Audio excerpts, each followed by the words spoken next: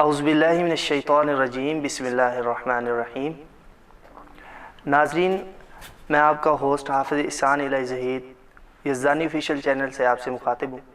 آج ہم ایک پروگرام شروع کرنے چاہ رہے ہیں جو ہے کہ آپ کے سوالات اور ہمارے جوابات۔ اس میں آج ہم نے پہلا سیشن جو کرنا ہے، ہمارے ساتھ ہمارے معزز مہمان قاری محمد عمران سیف العلوی حفظہ اللہ تعالی، خطیب جامعہ مسجد غربی شام کوٹ اڈا، وہ ہمارے ساتھ تشریف فرما ہے۔ تو آج ناظرین آپ کے سوالات کے انشاءاللہ ہم سارے جوابات جو آپ نے کیے ہیں یوٹیوب پہ، فیس بک پہ، جو آپ نے کمنٹس میں کیے ہیں، تو وہ انشاءاللہ سب کے ہم جوابات ضرور دیں گے انشاءاللہ۔ آئیے قاری صاحب سے ہم سب سے پہلا سوال جو ہے وہ رکھتے ہیں اور پوچھتے ہیں قاری صاحب سے، جو قرآن و حدیث سے انشاءاللہ آپ کے سارے جوابات اور دلائل دیں گے انشاءاللہ۔ تو قاری صاحب السلام علیکم قاری صاحب۔ وعلیکم السلام ورحمۃ اللہ وبرکاتہ۔ قاری صاحب آپ سے ہمارا پہلا سوال یہ ہے کہ لوگ مجھ سے پوچھ رہے ہیں، کمنٹس کر رہے ہیں کہ اگر قے آ جائے تو کیا روزہ ٹوٹ جاتا ہے؟ ایک تو سوال یہ ہے، تو اسی میں دوسرا سوال ہے کہ اگر جان بوجھ کر بندہ کوئی گلے میں انگلی لگاتا ہے تو قے آ جاتی ہے، تو اس کے بارے میں کیا حکم ہے؟ الحمد للہ رب العالمین والصلاة والسلام علی نبیہ الامین، اما بعد فاعوذ باللہ السمیع العلیم من الشیطان الرجیم من ہمزہ ونفخہ ونفثہ، بسم اللہ الرحمن الرحیم۔ شکریہ حافظ احسان بھائی، آپ نے اتنے اہم عنوان کے لیے میرا انتخاب فرمایا، اللہ آپ کو جزائے خیر عطا فرمائے۔ سب سے پہلا سوال جو آپ نے کیا ہے کہ روزے کی حالت میں قے آ جانا کیسا ہے، اور دوسرا آپ نے سوال یہ کیا ہے جو اسی کا پہلے سوال کا حصہ ہے کہ جان بوجھ کر منہ میں انگلی وغیرہ ڈال کے قے کر دی جائے تو اس کا کیا حکم ہے؟ روزے کی حالت میں خود بخود قے آ جانا یہ روزے کے لیے معنی نہیں ہے، اس سے روزہ نہیں ٹوٹتا۔ خود بخود قے آ جانے سے روزہ نہیں ٹوٹتا۔ اس کی دلیل سنن ابی داؤد کتاب الصیام میں موجود ہے کہ خود بخود قے آ جانے سے روزہ خراب نہیں ہوتا، روزہ نہیں ٹوٹتا۔ اب آپ کے دوسرے سوال کا حصہ ہے کہ جان بوجھ کے قے کی جائے تو اس کا کیا حکم ہے؟ جان بوجھ کر قے کر دینا، جان بوجھ کر الٹی کر دینا، یہ روزے کو توڑ دینے والی چیزوں میں شمار کیا گیا ہے۔ اس کی دلیل بھی سنن ابی داؤد کتاب الصیام میں موجود ہے۔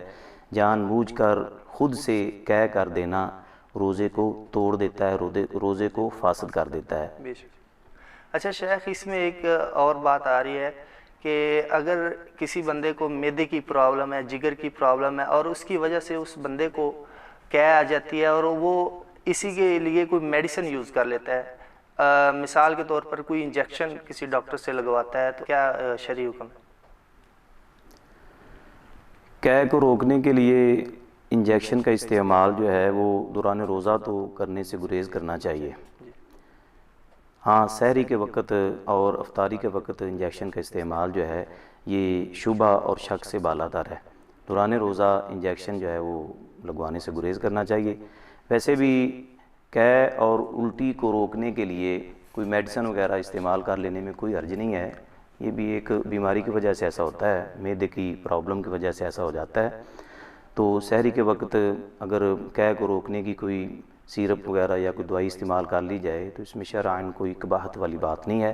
دوران روزہ یہ چیزیں روزے کو خراب کر دیں گی، روزے کو توڑ دیں گی۔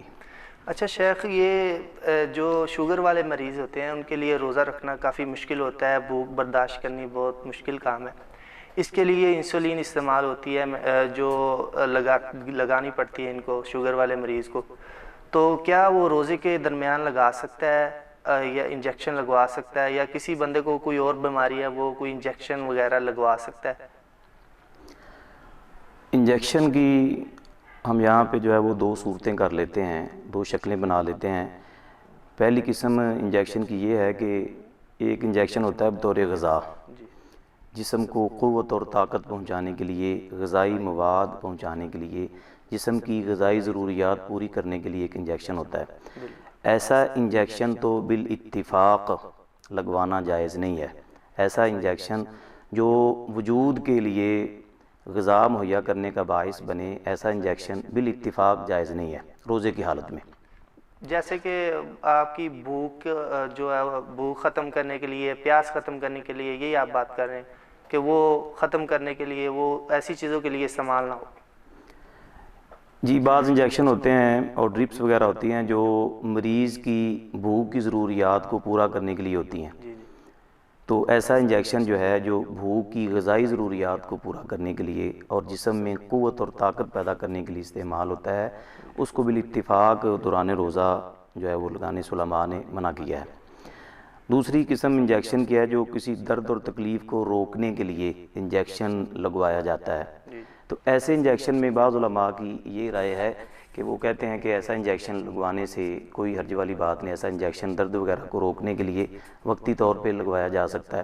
لیکن اس میں بھی جو میری رائے ہے اور بعض کبار شیوخ کی رائے ہے، جیسے شیخ ابن باز رحمہ اللہ اور شیخ عثیمین رحمہ اللہ، تو ان کے نزدیک احتیاط اسی میں ہے جس کو انجیکشن کی ضرورت ہے وہ روزہ نہ رکھے، بعد میں روزے کی قضائی دے لے اور شک و شبے سے جو ہے وہ اپنے آپ کو محفوظ رکھے، کیونکہ انجیکشن لگوانا ایک شبے والی بات ہے۔ نبی صلی اللہ علیہ وسلم نے جامع ترمذی کی حدیث میں دا مما یریبو کہہ کے رسول اللہ صلی اللہ علیہ وسلم نے شک والی چیزوں سے بچنے کا ہمیں حکم دے دیا ہے، کیونکہ یہ ایک اجتہادی مسئلہ ہے، اس میں جو ہے وہ شک والا عنصر پایا جاتا ہے، اس لیے احتیاط اسی میں ہے جس مریض کو انجیکشن کی ضرورت ہے وہ اس دن کا روزہ نہ رکھے، بعد میں اس روزے کی وہ قضائی دے لے۔ یہ زیادہ احوط اور احتیاط پہ مبنی موقف ہے اور میرے نزدیک انشاءاللہ راجح بھی یہی ہے۔